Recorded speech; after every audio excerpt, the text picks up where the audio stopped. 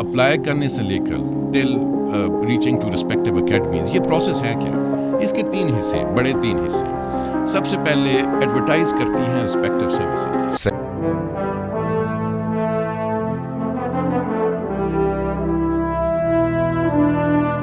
Apply کرنے سے لے کر ٹل ریچنگ ٹو ریسپیکٹیو اکیڈمیز، یہ پروسیس ہے کیا؟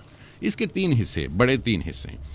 سب سے پہلے ایڈورٹائز کرتی ہیں ریسپیکٹیو سروسز، صحیح کہ وہ جی ڈی پی یا ایئر فورس اپنی ایڈورٹائز کرتی ہے، نیوی اپنا کرتی ہے اور آرمی اپنا کرتی ہے۔ وہ بچہ جس میں بھی جانا چاہتا ہے وہ اپلائی کرتا ہے اور رجسٹریشن کرتا ہے۔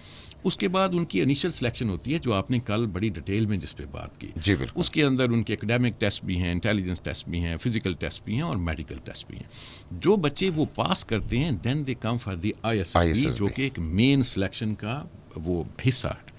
آئی ایس ایس بی کے اندر 4 days کا ہمارا سلیکشن سسٹم ہے، جس کے اندر جیسے ہم نے پہلے بات کی کہ ہم پرسنالٹی کو ڈیٹیل ان سائٹ ہم اس کو پڑھتے ہیں۔ ہمارا کام اب دیکھیں نا، پرسنالٹی ایک بڑا وہ براڈ ٹرم ہے۔ اگر اس کو ہم بڑا سمپل طریقے سے سمجھیں کہ پرسنالٹی کیا ہے، پرسنالٹی وہ ہے کہ ایک بچہ وہ سوچتا کیسے ہے، وہ اس کو ریئیکٹ کیسے کرتا ہے، وہ لوگوں کے ساتھ ملتا جلتا کیسے ہے، یعنی اس کی سوشل سکلز کیا ہیں، اس کی ایموشنل ابیلٹیز کیا ہیں، ایموشنل اس کا بیلنس کیا ہے، اور پھر اس کے اندر لیڈرشپ ٹریٹس ہیں کہ نہیں۔ تو یہ چیزیں دیکھنے کے لیے ہم نے پورا سسٹم اس طرح اسٹرکچر ہوا ہے ہمارا۔ صحیح۔ اور پھر اس کے if you allow me another thing which I would like to address here، جو بچے I S S B pass کر لیتے ہیں تو ان کے لیے ایک تیسرا مرحلہ ہے، چونکہ ہم نے شروع میں کہا کہ 3 حصے ہیں براڈلی۔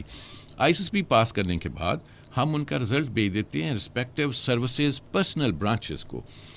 وہ وہاں سے بچہ میڈیکل کرواتا ہے، جو کہ بہت ایک کمپریہنسو اور بڑا ڈیٹیل میڈیکل ہوتا ہے۔ میڈیکل کے بعد پھر ان کا فائنل میرٹ بنتا ہے، چونکہ ہو سکتا ہے آئی ایس ایس بی میں بچوں کی ریکمنڈیشن زیادہ ہوئی ہوں اور جو اکیڈمی میں جانا ہے وہ بچے کم تعداد میں جائیں گے، تو وہ پھر جو ٹاپ کے لڑکے ہوتے ہیں میرٹ میں جو آتے ہیں، دے go to the respective academy.